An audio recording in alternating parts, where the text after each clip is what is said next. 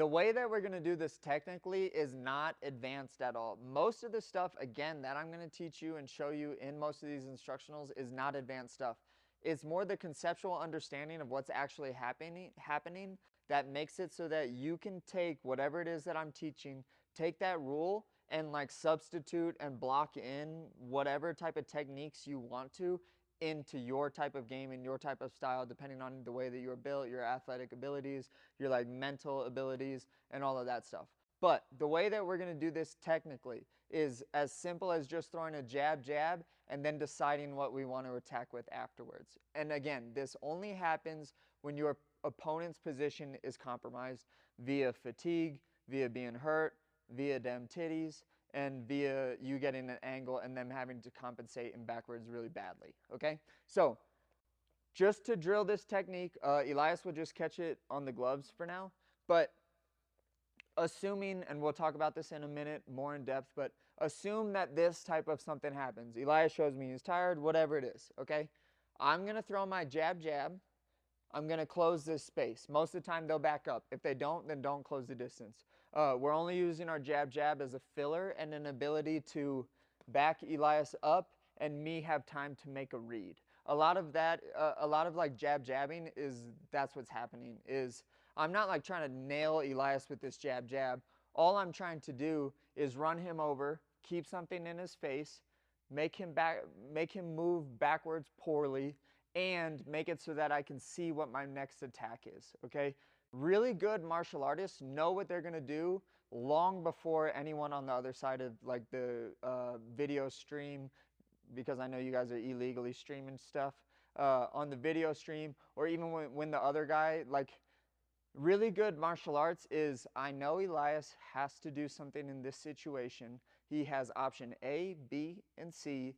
I know those options, and when he gives me one of those options, I'm going to take advantage of it. That's really good martial arts. That happens long before I even make a decision as to what to throw. So our double jab does that. That's why it's really important to have a good like attack moving forward where you can take your time and make reads as they're happening, okay? A lot of people, when they get out of position, only do a few different things, okay? One of them is they'll shell up and kind of stay pretty neutral, okay? So as I throw my jab, jab, if Elias, I'll do it on your guard. If Elias is backing up and he stays pretty neutral, but I know that he's like on his heels, so he's a little on his heels, but he's not leaning super far back, but I have him kind of compromised, we'll just stick with our cross, okay? Pretty simple. If Elias is one of the guys that when he gets on his heels, he hunkers, okay? Like Chito Vera does this a lot. I learned this in the fight as I was fighting him. I knew that when I started to attack, Chito was going to hunker down. Like he's still out of position because his feet aren't underneath him and he's not like in like efficient punching situations like with his feet and with his body and all that. But when I would jab, jab, he would start to hunker down and like protect here. Because if I cross when he's doing this and I punch him on the top of the forehead, the likelihood of me breaking my hand is actually like significant. It's not like super high, like you don't have to stress about it big time, but it's like that option is there. Like you don't want to punch people here usually, okay? So when they do start to hunker, I want to hit Elias somewhere where it hurts, which is not his forehead, so we're going to go uppercut, okay, when they hunker. Neutral, you cross. When they hunker, you uppercut, okay? The last one that we'll go over is our low kick, because some guys, and this is like some street shit, like this is how I feel like everyone used to fight, like in Aurora where I am, yes, is this will happen. Elias knows because he's from the same city. But you get someone compromised and on their heels, they'll like lean their head in such an awkward way where you can't hit them, like you can't starch them in the face at least. So when I'd go to do that, fight like how we used to fight in the bathroom when we were like in 8th grade, yeah, there we go. When I double jab and I have Elias compromised, like this can feel like sketchy to try to throw because if I like it's just like difficult. Like he's moving his head awkwardly. He's not really giving me like any significant part of his face because he's leaning so hard. Like oftentimes like it's just jerky and like crackheady. So don't even try to aim at their head, just kick the shit out of their leg, okay? So when I jab, jab, and Elias gets on his heels a little bit, and he's like this like crackheady type of like mover, you just chop his leg really hard, okay? So those are our three options of things that you're going to do after the jab jab once your opponent has compromised their own position on their own, okay? So when we're fighting, I jab jab, Elias stays neutral, I just throw my cross. I jab jab and he hunkers. Boom, I don't want to throw my cross because I'm going to hit him in the forehead, which I don't want. I'm going to uppercut. If I jab jab and he turns into like a street fighter or leans real hard like this, I chop his leg. So those are the three options that we're going to go with. Let's do some drills so that we can really pair this up with other things and make it a little bit more digestible and make it a little bit more reliable, because like I said, you don't want to put too many eggs in the basket of them getting tired, them like getting unfocused, or them like fighting like they're in a street fight. Okay, so let's do our drills that are going to be a little bit more digestible and a lot more reliable than just, like I said, them getting tired or them getting unfocused, okay? So the first one that we're going to do is just our simple, again, compounding ideas. We're just going to step off to our angle, which we've already talked about pretty extensively in a couple videos back. But I'm going to step and pivot, boom. My partner, if you're doing this with a partner, is going to give a look like their position is compromised, okay? Like this is really exaggerated, but kind of that's like what it actually looks like. Sometimes even more exaggerated when you're in a fight, but assuming that the person is still really fresh and athletic and is pretty well conditioned, it's a little bit more subtle, but we'll exaggerate it a fair amount. So after I step off, I step and pivot, boom, however I do that, depending on however you liked it from the other video. When I jab jab, Elias is going to hold his hands out and he's going to give me a reaction. The reaction is either going to be a straight, which he's going to do like this, a uppercut, which he's going to do like this, or he's going to lean and not give anything, which I know is going to be his low kick or my low kick, okay? So I step off to an angle. Again, this is to create his compensation. Once I've created that compensation, Elias is going to give me a reaction. So he's going to hold for my 1-1, boom, boom, and then whatever he holds is the attack that I'm going to throw.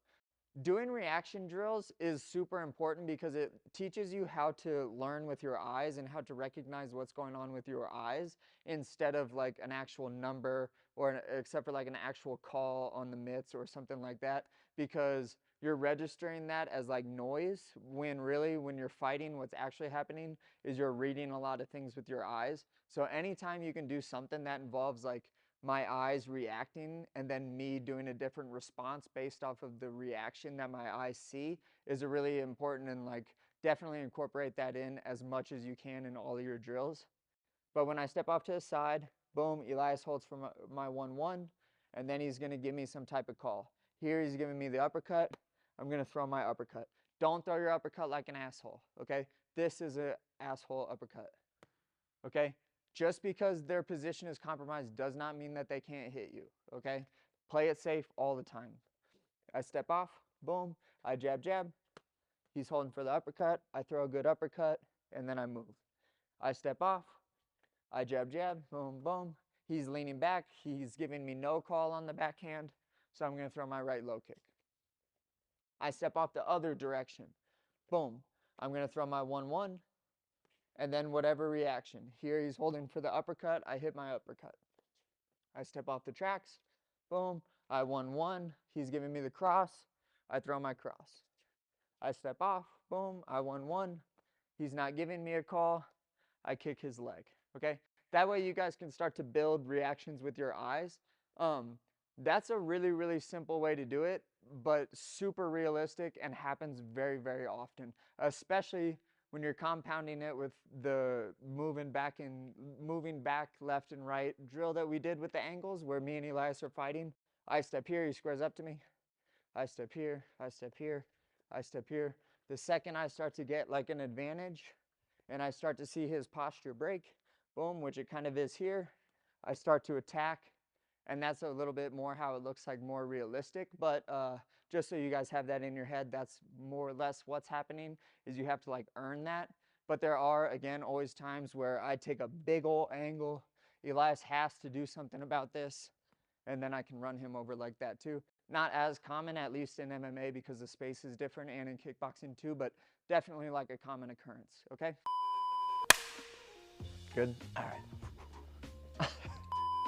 What's up, guys? Thanks for watching. If you enjoyed the content, please make sure that you like and subscribe below. If you guys want to see more stuff like this, please comment. Let me know what you guys want to see more of, and I can make more of that content. If you found this helpful and you want to learn more, I just dropped my first, I did it again. What is wrong with me? If you found this helpful and you want to learn more, I just dropped my first instructional series. Make sure that you guys hit the link below. Finally, shout out to my sponsor Sheath that made all of this content possible. Peace.